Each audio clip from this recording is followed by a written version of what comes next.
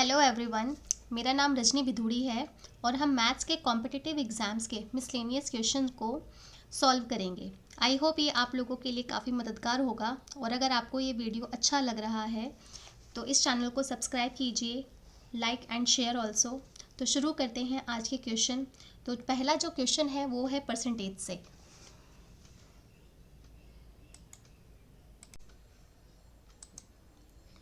Question कहता है A is 60% more than B. जो ए है वो बी से 60% ज़्यादा है। And C is 55% more than the difference between A and B. जो सी है वो ए और बी के डिफरेंस का 55% ज़्यादा है। तो सबसे पहले इन चीज़ों को समझने से पहले मैं यहाँ पे एक चीज़ समझाना चाहती हूँ कि अगर कुछ भी मोर देन या लेस देन दिया जाए परसेंटेज में, तो हम सपोज लेट कर लेते हैं कि कोई भी चीज़ है हमारी क्या होती है 100% होती है। ठीक है, उसमें हमसे कहा जाता है 60% ज़्यादा। तो जब 60% ज़्यादा कहा गया है तो किस में 100% में 60% ज़्यादा का मतलब हो जाता है 160। ऐसे ही हमसे कहा गया है 55% मोर। तो हम मान के चलते हैं कि कोई भी चीज़ हमारी क्या है वो 100% है, उसमें 55% मोर का मतलब क्या हो गया, 55% मोर का मतलब होता है 155। अब इसी केस में मैं यहाँ पर बोलती हूँ लेस देन 60%। तो 100 पर लेस का मतलब क्या होगा, कमी। कितने की, 60% की कमी। तो अब हमारा जो आंसर हो जाएगा वो क्या हो जाएगा, 40% हो जाएगा। तो इन चीज़ों का ख्याल रखना होता है और हमारी कैलकुलेशन इजी और क्वेश्चन को इजी करने के लिए हमें इन चीज़ों का पता होना चाहिए कि अगर 100% में मोर देन बोला गया है तो हम अपनी परसेंटेज को ऐड कर देते हैं, तो इससे हमारा क्वेश्चन क्या होता है, ईजी हो जाता है। तो अब इसमें हम क्या करेंगे, अब हम अपना क्वेश्चन को शुरुआत करते हैं। तो हमें ए बोला गया है, बी दिया गया है, सी दिया गया है। तो हम इसमें मान के चलेंगे कि जो बी है अगर वो हमारा 100% होता या 100 होता तो उसमें 60% ऐड कर दिया गया है, तो ए हमारा कितना हो जाएगा, 160 हो जाएगा। सी के लिए इसमें थोड़ा सा क्वेश्चन ट्रिकी कर दिया। सी में कहा गया है कि C is 55% more than the difference between A and B. जो सी है वो ए और बी का के डिफरेंस का 55% ज़्यादा है। तो सी को निकालना पड़ेगा हमें, क्या है, a माइनस बी इंटू 155%। तो a की वैल्यू क्या है 160 minus 100 into 155 divided by percentage के साइन को हटाएंगे तो क्या हो जाएगा, 100 हो जाएगा। तो जब हम इसको सॉल्व करेंगे तो जो हमारा आंसर आएगा वो 60 इंटू 155 डिवाइडेड बाय 100, 0 से 0 कैंसिल हो जाएगा, तो आंसर हो जाएगा 93.0। तो सी हमारा कितना हो गया, 93। अब इस क्वेश्चन में कहा गया है आगे, यहाँ तक का तो हमने सॉल्व कर लिया। अब इसमें कहा गया ए इज़ डिक्रीज बाय 40%। जो ए है वो 40% डिक्रीज हो गया है। अब इसको हम देखो दो तरीके से करते हैं, जो भी तरीका आपको अच्छा लगे आप उसको फॉलो कीजिए। इसमें कहा गया जो ए है वो 40% डिक्रीज है। अब मैंने पहले समझाया था कि डिक्रीज कहा जाए, मोर देन कहा जाए, लेस देन कहा जाए या इंक्रीज कहा जाए, तो हम उसमें क्या करते हैं, उतना ही ऐड और उतना ही सब्ट्रैक्ट कर देते हैं। तो हमारा जो ए है वो कहा गया है वो 160 का ए इज़ डिक्रीज बाय 40%। तो मैं 100 में से डिक्रीज कहा गया तो मैं 40% को क्या कर दूंगी, माइनस कर दूंगी। तो कितना हो जाएगा, 100 में से 40% अगर कम हो जाता है तो वो 60% बचता है।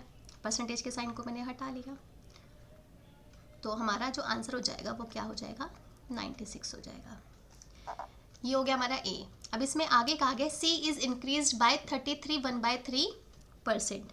जो सी है वो 33 1/3% है। ठीक है, तो इसको जब हम देखते हैं तो वो 1/3 फ्रैक्शन के बराबर हो जाता है। तो इसमें कहा गया है वो क्या हो रहा है, इंक्रीज हो रहा है। तो इसको इंक्रीज, जब इंक्रीज कहा गया है तो ये हो जाएगा 4/3 के।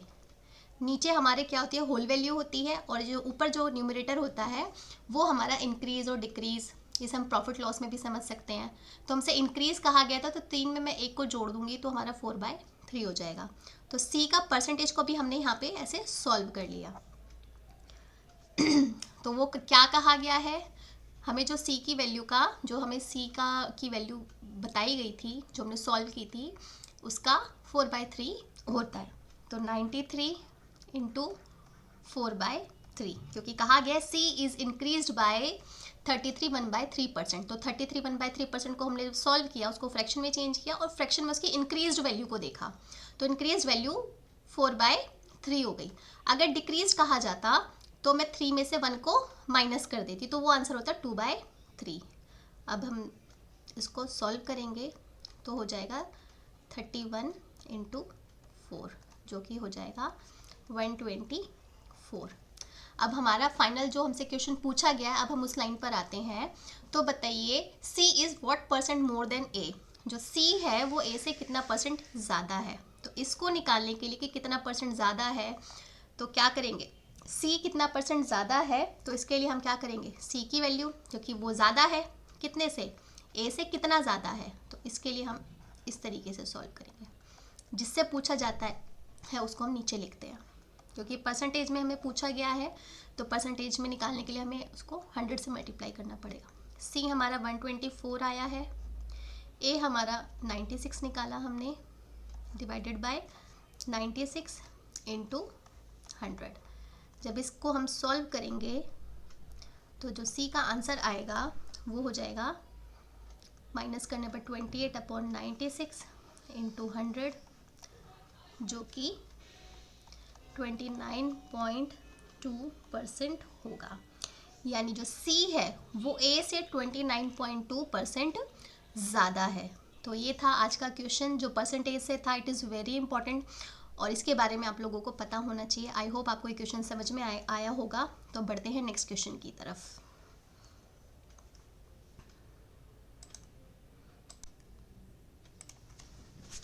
क्वेश्चन नंबर 2 है P varies directly as Q।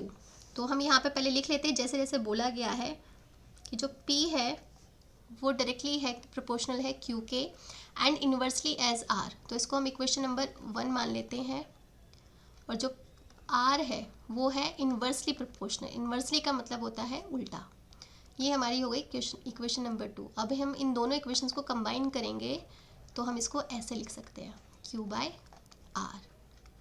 अब हमारा एक रूल होता है कि जब हम प्रोपोर्शनल के साइन को हटाते हैं तो एक इक्वल टू का निशान आता है और एक कांस्टेंट यहाँ पर लग जाता है। मैंने इस कांस्टेंट को K मान लिया है, आप इसको यहाँ कुछ भी मान सकते हैं।